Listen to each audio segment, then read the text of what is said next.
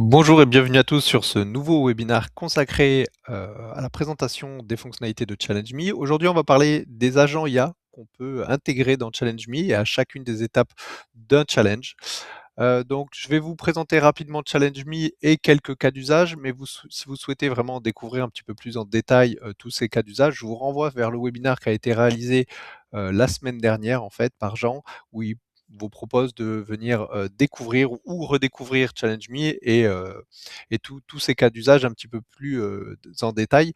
Je vais vous faire quand même une présentation rapide aujourd'hui parce que pour bien comprendre comment fonctionnent les agents, il faut comprendre un petit peu comment fonctionne la plateforme, voilà, pour avoir un petit peu la vision complète.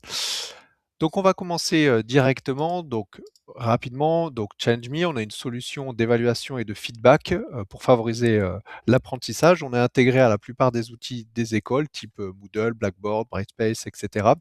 On travaille avec la plupart des établissements des études supérieures, donc des écoles de commerce, des universités, des écoles d'ingénieurs, majoritairement en France, mais aussi un petit peu en Suisse, en Belgique et un petit peu au Canada également. Donc comme je disais, pour vous présenter rapidement les principaux cas d'usage, donc on peut voir les cas d'usage un petit peu en trois segments distincts. Donc l'évaluation de production, l'évaluation de la dynamique d'un groupe ou des acteurs, et une évaluation un petit peu plus du dispositif. Donc on viendra évaluer différentes choses sur ces challenges. Donc pour revenir à l'évaluation des productions, on a l'évaluation de livrables, où là vraiment on va permettre aux étudiants donc de déposer un travail et ensuite de venir évaluer ces travaux. On va permettre aux étudiants en groupe ou individuellement de réaliser des présentations en classe et de venir les évaluer. Donc il n'y a pas uniquement de l'évaluation par les pairs sur la plateforme. Historiquement, c'était le cas, mais plus du tout maintenant. On a autant d'évaluation par les pairs que d'évaluation par les enseignants. Donc sur l'évaluation de livrables, on peut tout à fait impliquer des enseignants, des étudiants, mais aussi des intervenants externes, un jury, etc. Pour l'évaluation des groupes, on a aussi une solution qui permet aux étudiants d'évaluer leurs membres du groupe. Donc, suite à un travail de groupe réalisé en commun, ils vont pouvoir évaluer tous les membres de leur groupe. Donc là, on est plus sur l'évaluation de soft skills et aussi permettre aux étudiants de s'auto-évaluer. Donc l'auto-évaluation, on peut la faire à différents moments. L'idée, la plupart du cas, c'est de la faire en amont de la réalisation du travail et à la fin du projet, pour voir un petit peu, suivre un petit peu les compétences des étudiants et voir ce qu'ils pensaient d'eux au début et ce qu'ils pensent maintenant d'eux sur ces compétences à la fin du projet. Pour l'évaluation de dispositifs, il y a 2 dispositifs distincts, donc l'évaluation de la qualité des feedbacks. Donc là, on va pouvoir permettre aux étudiants ou aux enseignants de venir évaluer la qualité des feedbacks qui ont été donnés sur un challenge. Donc les étudiants pourront évaluer les feedbacks qu'ils ont reçus, pour expliquer si ça leur a permis de progresser, et cetera. Ou les enseignants vont pouvoir venir aussi évaluer la qualité des feedbacks de leurs étudiants. Et pour la deuxième brique, c'est l'évaluation des enseignements. Et là, on va permettre aux étudiants d'évaluer donc les enseignements, ça peut être un cours, un enseignant, un parcours, ou même voir complètement l'établissement. Donc là, ça permet à l'école d'avoir des retours des étudiants sur un petit peu ce qui s'est passé et sur les enseignements qu'ils ont reçus. Donc voilà pour les principaux cas d'usage. Comme je disais, si vous voulez un petit peu plus en détail, n'hésitez pas à consulter le webinaire de la semaine dernière. Pour vous parler un petit peu de ces cas d'usage et comment ça s'articule. En fait, sur ChallengeMe, vous avez ce système de phases en fait, que vous allez pouvoir arranger comme vous le souhaitez pour créer des challenges vraiment qui répondront à vos besoins. Donc, les possibilités sont infinies avec ces phases. Donc, il y a des phases de dépôt de travaux, des phases d'évaluation des travaux, des phases d'évaluation des membres du groupe, des phases d'auto-évaluation, des phases d'évaluation de feedback et des phases de résultats. Et avec toutes ces phases, on va répondre quasiment à tous les besoins en les arrangeant comme on le souhaite. Chaque phase est régie par différentes options, mais surtout par des dates. Donc chaque phase aura une date de début, une date de fin, des consignes, des participants. Et en plus, pour des phases d'évaluation, chaque phase d'évaluation aura ses propres critères d'évaluation. Et avec tout ça, vous pouvez créer les challenges que vous souhaitez. On a des challenges vraiment clés en main, des activités express qui peuvent être lancées très rapidement. Donc On a des voilà, sur les challenges qui reviennent le plus souvent, donc on a de l'évaluation des membres du groupe qui va comporter une phase d'évaluation des membres du groupe et une phase de résultats. De l'évaluation de livrables, de façon globale, ça peut être des CV, des vidéos, des posters, des documents, PDF, n'importe. On peut imaginer, tout type de livrable, donc qui va comporter une phase de dépôt de travaux, où les étudiants vont venir déposer leurs travaux, une phase d'évaluation des travaux et une phase d'affichage de résultats. Pour les présentations orales, on a aussi, un modèle, clé en main, donc qui va contenir simplement une phase d'évaluation des présentations, qui peut être réalisée par les étudiants et ou par l'enseignant et ensuite une phase de résultats où, qui permettra aux étudiants de venir consulter les feedbacks et les évaluations qu'ils ont reçues de la part de toutes les personnes qui les ont évalués. Et aussi une activité, clé en main, auto-évaluation qui va comporter plusieurs phases d'évaluation et vous allez définir à quel moment vous souhaitez que ces phases d'auto-évaluation se déroulent et les étudiants vont pouvoir comme ça s'évaluer sur différentes, compétences. Donc là, j'en ai mis 4, mais on en a, je crois qu'on en a une vingtaine d'activités, clés en main. Vous pouvez les consulter directement sur la plateforme, ou consulter, comme je le redis, le webinar de la semaine dernière si besoin. Ça, c'était pour les cas un petit peu, simples, clés en main, mais vous pouvez aller un petit peu plus loin pour faire du sur-mesure et avoir des choses, on va dire beaucoup plus avancées. Dans mon exemple, j'ai pris un challenge où on souhaiterait, que les étudiants s'auto-évaluent, donc en début et en fin de parcours, mais aussi puissent déposer un travail dans une deuxième étape et ensuite puissent être évalués, par différents, types d'évaluateurs. Donc là, on pourra être évalué par les enseignants, donc on inclura des enseignants dans cette phase d'évaluation, pourquoi pas avec des critères spécifiques aux enseignants, des critères d'évaluation spécifiques. Une phase d'évaluation des travaux par les étudiants, donc là, c'est les étudiants qui vont venir évaluer les travaux des autres groupes ou des autres étudiants qui ont été, déposés sur la phase précédente et on a même imaginé ajouter une phase d'évaluation, des travaux par des professionnels ou par un jury, pareil qui viendrait apporter une vision un petit peu, différente et des commentaires différents sur les travaux qui ont été déposés. Et ensuite une phase de résultats où les étudiants pourront consulter un petit peu tous les résultats, des différents groupes d'évaluateurs, si je puis dire, pour avoir voilà un retour complet, sur leurs travaux. Voilà, ça c'est une scénarisation un petit peu plus avancée. On peut faire du spécifique. Il y a des choses beaucoup plus, complexes que ça aussi qui ont été créées sur la plateforme, avec, des dizaines et des dizaines de phases qui vont s'enchaîner dans le temps, sur plusieurs mois et cetera et en fait, une fois que cette activité est paramétrée, elle se déroule toute seule. L'enseignant n'a plus à revenir dessus à chaque fois. Ça se lance automatiquement. Les étudiants sont notifiés, ils reçoivent des relances pour participer et cetera et l'enseignant peut suivre avec un tableau de bord comme ça un petit peu tout ce qui se passe sur son challenge. On va rentrer un petit peu plus concrètement dans le sujet du jour qui sont les agents, IA. Donc, faut comprendre comment fonctionnent un petit peu les agents IA avec ChallengeMe. Donc c'est des assistants pédagogiques, qui ont été conçus vraiment pour avoir conçus pour répondre à des besoins très spécifiques. Donc on a pas mal d'agents déjà tout prêts à l'emploi, qui vont, répondre à des besoins sur certaines phases. Donc comme je le disais, sur des phases de dépôt, les agents vont venir accompagner, les étudiants à réaliser le travail. Sur les phases d'évaluation, ils vont les accompagner à évaluer et cetera. Il faut bien comprendre que ces agents ne sont pas du tout des agents, conversationnels, donc on ne peut pas lancer un agent, discuter avec lui pour qu'il nous fournisse la réponse que l'on souhaite.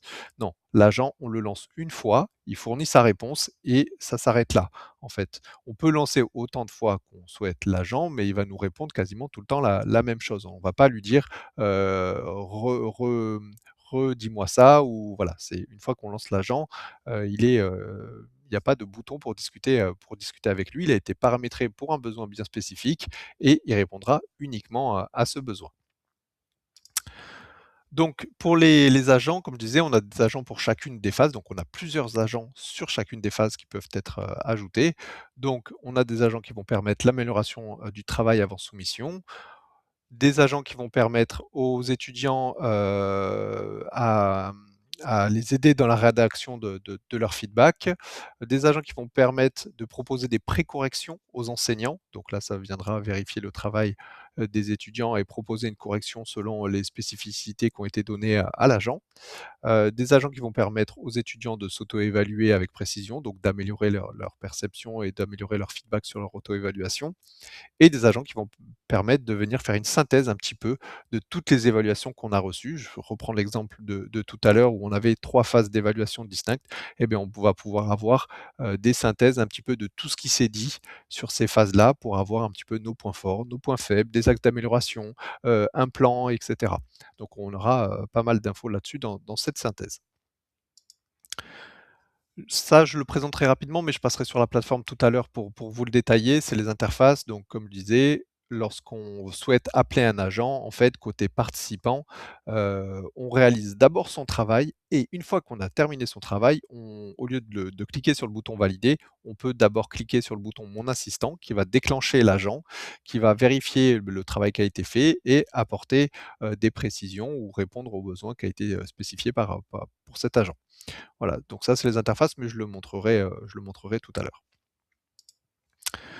Pour chaque agent, je vais un petit peu détailler son fonctionnement. Donc pour l'agent qu'on va pouvoir intégrer en phase de dépôt, l'idée c'est qu'un étudiant dépose son travail, réalise son travail selon la consigne qui a été spécifiée, clique sur le bouton d'assistance. L'assistant va venir analyser les consignes, va venir analyser le travail et proposer des conseils pour améliorer son travail. Par contre, l'étudiant peut tout à fait modifier son travail et relancer l'assistant pour voir s'il y a encore des choses à faire, etc. Donc il peut, voilà, comme je disais, éditer son travail directement. Et les recommandations de l'IA seront directement en lien avec les attentes de l'enseignant parce qu'on peut personnaliser un agent. Donc vous verrez quand on intègre un agent dans une phase, il répond à un besoin global, mais on peut tout à fait venir le personnaliser en ajoutant, des informations. Pour, le deuxième agent, donc dans une phase d'évaluation, il va venir accompagner l'étudiant dans la rédaction d'un feedback. Donc même principe, il ne fait pas le feedback à la place de l'étudiant. Si l'étudiant ne rédige aucun feedback, l'assistant ne proposera rien de spécial. Donc c'est l'étudiant d'abord qui rédige son feedback, qui répond à tous les critères d'évaluation. Il clique sur le bouton d'assistance. L'IA va venir analyser tout le feedback sur chaque critère hem et proposer un petit peu une amélioration ou le questionner sur certains points en disant: «Ben voilà, sur ce feedback, tu as donné une mauvaise note. Sur ce critère, tu as donné une mauvaise note, mais dans le feedback, tu n'as pas spécifié, pourquoi» et cetera. Donc ça va venir un petit peu le challenger sur son évaluation pour, le permettre à l'étudiant de développer un petit peu plus, ses feedbacks. Pour la précorrection des travaux à l'enseignant, donc là, c'est différent. On ne demande pas à l'enseignant de venir d'abord évaluer, hein. L'idée, c'est qu'il y ait une précorrection. Donc l'enseignant consulte le travail d'un étudiant, clique sur l'assistant IA qui va venir analyser le travail qui a été fait par l'étudiant et proposer une précorrection selon les besoins qui ont été définis. Comme je vous disais, comme vous pouvez tout à fait personnaliser chaque agent, vous pouvez vraiment mettre un petit peu la correction type que vous souhaitez. Ça va venir vérifier tout cela et il vous fait une suggestion de correction et de feedback. Pareil pour l'auto-évaluation, on demande à l'étudiant d'abord de s'auto-évaluer, de donner du feedback, ensuite de cliquer sur l'assistant et ça va analyser son auto-évaluation et lui proposer des pistes d'amélioration. Pour la synthèse, c'est un petit peu différent. Il n'y a pas de bouton en fait. Quand un étudiant, arrive sur une phase de résultat, il reçoit directement donc plusieurs évaluations et en plus, sur la phase de résultat, si un agent de synthèse a été activé, il a une synthèse globale de toutes les évaluations qu'il a reçues, en lui proposant, comme je le disais, des axes d'amélioration, des points sur ses points forts, ses points faibles et cetera. Donc ça, voilà, c'est pour vous montrer un petit peu comment, fonctionnent les agents sur chacune, des phases d'un challenge. Donc pour récapituler, donc on peut utiliser, nos agents dans toutes les phases, dans chaque étape d'un challenge. Hem, on peut personnaliser si besoin, chaque agent avec un petit champ, de personnalisation.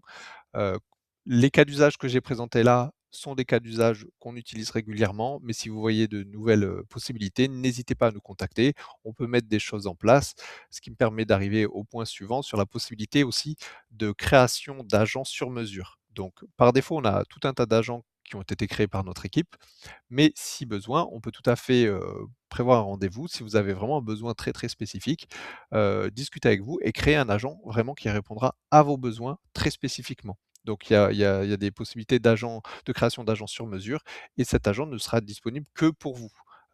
directement.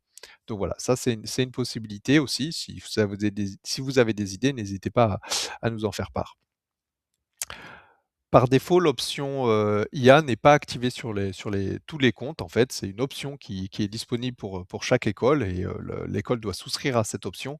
Mais si vous avez, des besoins spécifiques et que votre école n'a pas souscrit à cette option, n'hésitez pas quand même à nous contacter pour qu'on puisse discuter, échanger, peut-être même vous voir faire un pilote avec votre cas d'usage pour éventuellement après venir le proposer à l'école pour dire: «Bon voilà, l'agence ça serait le cette option serait peut-être intéressante, il y a des cas intéressants et cetera. Donc n'hésitez pas à nous contacter si l'option n'est pas disponible parce qu'on pourra toujours, en discuter. On a aussi, pensé au futur, de Challenge Me et notamment, aux futurs agents qu'on pourrait, proposer. Et donc là, ça sera vraiment des agents côté enseignant. Vous avez vu que tous les agents, la plupart des agents, à part celui de pré-correction, c'est vraiment très ciblé étudiant. C'est pour aider l'étudiant à rédiger un feedback, pour aider l'étudiant à avoir une synthèse de son travail, pour aider l'étudiant à améliorer son travail et cetera. On s'attelle maintenant à avoir des agents qui vont permettre de faire gagner du temps ou améliorer, la qualité, des évaluations des enseignants, ou la réalisation, d'un challenge. Donc on a plusieurs agents, dans les tuyaux, si je puis dire. Un agent qui va proposer une scénarisation pédagogique, donc vous avez un besoin spécifique, vous expliquez votre besoin à l'agent et là votre agent va vous répondre, comme un coach Challenge Me et va vous dire: «Bon ben voilà, vous avez besoin de telle phase pour faire ci, pour faire ça et cetera» et vous pouvez vous construire votre challenge, comme ça. La possibilité d'avoir aussi un agent de création qui va vous permettre de créer des grilles critériées, donc ça, c'est quelque chose qui est pas mal demandé. La plupart ont déjà des grilles, mais certains n'en ont pas et c'est vrai que partir d'une feuille blanche, c'est pas facile et donc là, ça permettrait d'avoir, une aide à la création de grilles critériées directement sur la plateforme. Lorsqu'on est à l'étape de création de ces, critères d'évaluation, d'avoir un petit agent qui va venir, vérifier les consignes, vérifier le besoin et vous proposer comme ça une liste de grilles avec des échelles de notation, des méthodes d'évaluation, etc. Et des agents de synthèse pédagogique, qui vont venir cette fois, vérifier l'ensemble du challenge et l'ensemble des dépôts, l'ensemble des évaluations qui ont été réalisées pour vous fournir comme ça une petite vue d'ensemble du challenge. Donc on peut dire que les étudiants, ils ont la synthèse des évaluations, qu'ils ont reçues et vous, vous aurez la synthèse globale du challenge avec, les groupes qui ont fonctionné, ceux qui ont moins fonctionné, quel critère a été bien noté, moins bien noté, pour voir sur quel axe travailler ensuite avec vos étudiants. On propose quelques agents en ligne, donc je vous ferai parvenir le lien par email. On a déjà créé des quelques coachs comme ça que vous pouvez tout à fait tester et venir un petit peu discuter avec ces agents pour voir si ça vous convient. C'est en phase de test, donc je vous partagerai ce lien. N'hésitez pas à les tester. Nous, c'est toujours intéressant d'avoir des retours pour, ajuster au mieux, ces agents. Donc je vous partagerai ce lien, dans le mail qui sera, fourni à tous les participants du webinar et à toutes les personnes inscrites dans ce webinar. Il y aura également le replay. Pour vous lancer, 2 options, soit vous nous contactez directement, donc vous pouvez nous envoyer un petit mail à l'adresse coach@challengeme.online ou si vous souhaitez, vous vous lancer en autonomie, hein, vous pourriez le faire si vous le souhaitez. Je vais vous présenter juste après un petit peu la plateforme pour vous montrer comment ça fonctionne. Mais voilà, 2 options, n'hésitez pas à nous contacter si besoin, on est toujours, ravis d'échanger avec vous. Je vais passer à l'étape présentation de la plateforme où je vais vous montrer comment on ajoute, un agent sur chacune des phases d'un challenge, comment les étudiants voient, et déclenchent les assistants et voilà et après si vous avez des questions, je serai disponible pour vous répondre. Donc je vais changer, le partage d'écran.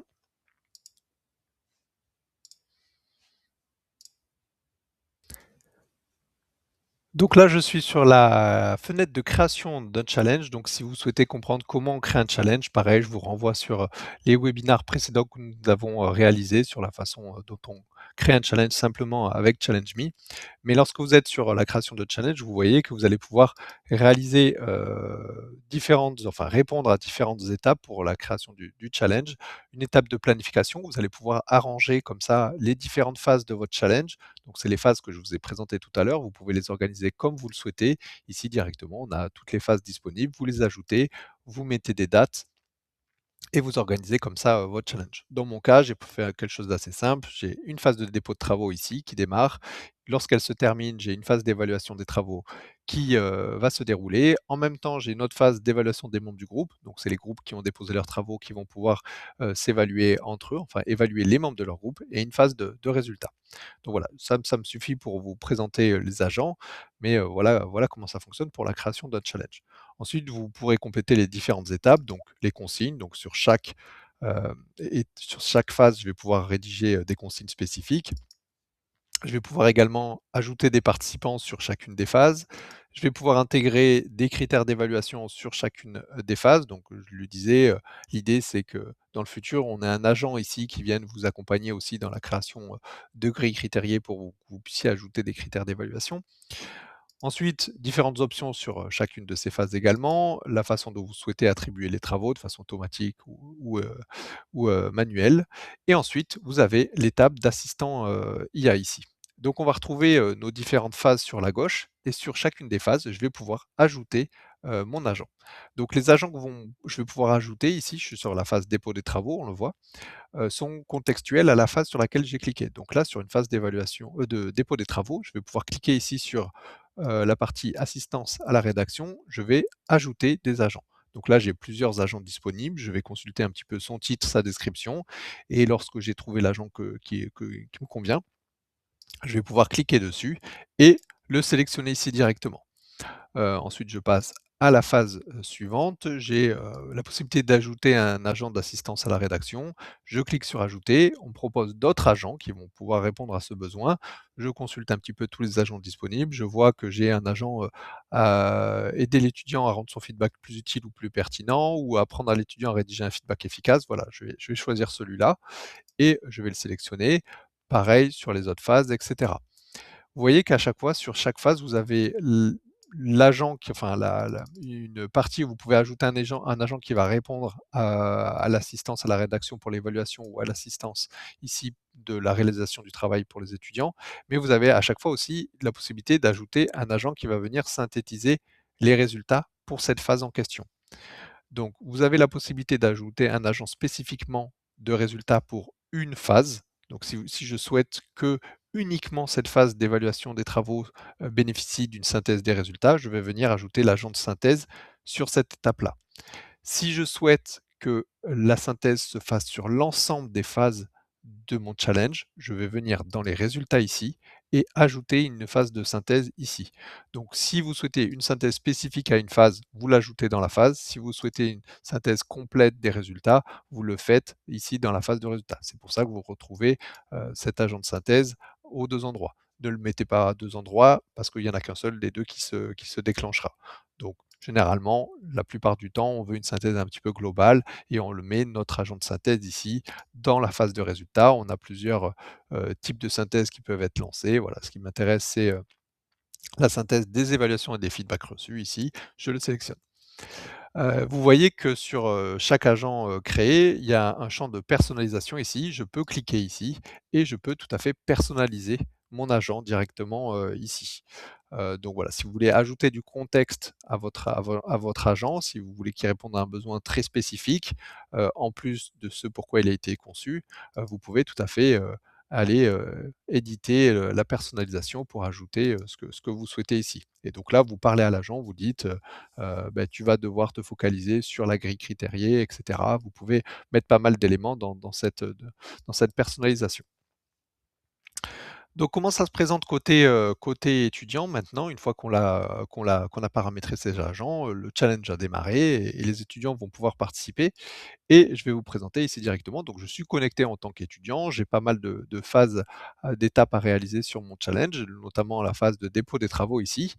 Donc j'ai les consignes rédigées par l'enseignant, et ici j'ai rédigé mon travail ici directement, dans le champ texte. Et là, je vais pouvoir lancer mon assistant qui va me générer un petit peu, un plan d'amélioration pour mon travail en m'indiquant, ce que j'ai bien fait et ce que je peux éventuellement, améliorer directement. Donc ça va venir vérifier les consignes, qui ont été décrites ici, ça va venir vérifier mon travail et ça va, faire le travail et m'expliquer un petit peu où c'est que je pourrais, m'améliorer, directement. Donc ça, c'est pour la partie, dépôt des travaux. Vous voyez que je ne peux pas discuter avec lui, hein, c'est figé. Il m'a donné cette information, je la lis, et ensuite, libre à moi de prendre en compte ces informations pour améliorer mon travail. Pour la partie évaluation, ça se passe un petit peu de la même façon. On clique ici, on consulte le travail qu'on a à évaluer. D'abord, on l'évalue, parce que si on ne l'évalue pas, l'assistant ne pourra pas vérifier notre évaluation. Donc d'abord, on l'évalue sur tous les critères qui ont été donnés. Et ici, je rédige mon feedback. Et ensuite, une fois que j'ai réalisé l'évaluation de tous mes critères et mon feedback, je vais cliquer sur mon assistant et ça va me fournir un petit peu une évaluation, on va dire, de mon feedback et me proposer des pistes d'amélioration si éventuellement j'ai pas indiqué certains points, et cetera. Donc là, j'ai fait un feedback très simple en 2 lignes, donc voilà, j'ai pas mal de choses à améliorer, donc il me l'indique. Donc ça, c'est vraiment côté étudiant et pareil côté, synthèse. À chaque fois, c'est simplement l'étudiant qui va venir cliquer sur la phase et ici, il y aura un cadre qui va, je ne l'ai pas dans mon exemple, mais il y aura un cadre qui va venir un petit peu synthétiser l'ensemble des évaluations, qu'il a reçues. Donc ça, c'était, côté participant. On a vu aussi, côté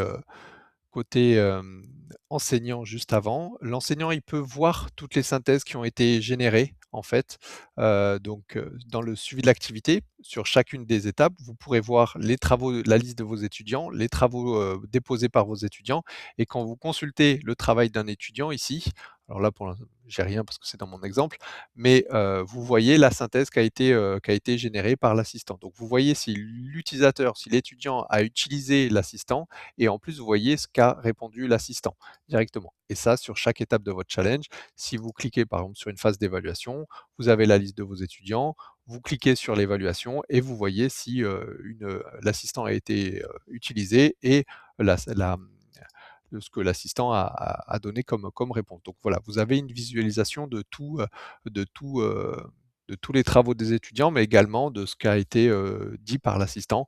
Pareil pour la synthèse de résultats. Quand vous cliquez sur la phase de résultats, vous avez la liste de tous vos étudiants. Vous pouvez consulter leurs résultats en détaillant, en cliquant sur un étudiant.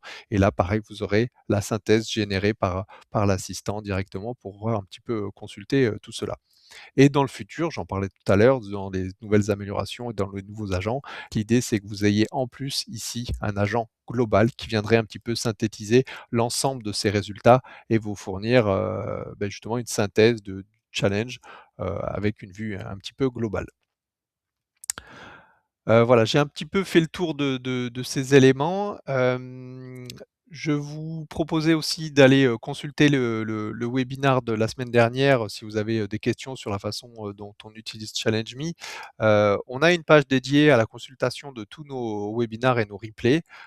Pareil, je vais inclure ce lien dans le mail que vous allez recevoir avec le replay de ce webinar. Donc n'hésitez pas à cliquer dessus et à consulter un petit peu tous les webinars que l'on propose. Donc ça, c'est les précédents webinars avec des retours d'expérience d'école, etc. Et aussi nos prochains webinars. Vous pouvez vous inscrire ici directement pour les prochains webinars. Et je passe pour terminer sur nos fameux coachs qui seront disponibles dans le futur et que nous sommes déjà en train de tester. Pareil, je vous fournirai le lien. Nous avons différents voilà, coachs déjà en test. Vous pouvez aller directement les essayer. Donc on a un coach qui va répondre à l'approche par compétences, un coach qui va répondre à la scénarisation pédagogique et un coach qui va répondre à l'assistant de grille critériée. Donc pareil, je vous invite à les tester. Nous, ça nous permet d'avoir un petit peu de la data pour les améliorer et si vous souhaitez, vous pouvez aussi tout à fait, nous faire votre tour sur ces tests, voilà, pour indiquer ce qui allait moins, pour qu'on puisse, améliorer tout ça et pour que ça soit ensuite disponible directement sur la plateforme. Voilà, si vous avez des questions, n'hésitez pas à les poser directement. Je pense que j'ai fait le tour. Il ne me reste plus qu'à vous souhaiter, un très bon appétit, une très bonne journée et je vous dis à très bientôt. Merci bien.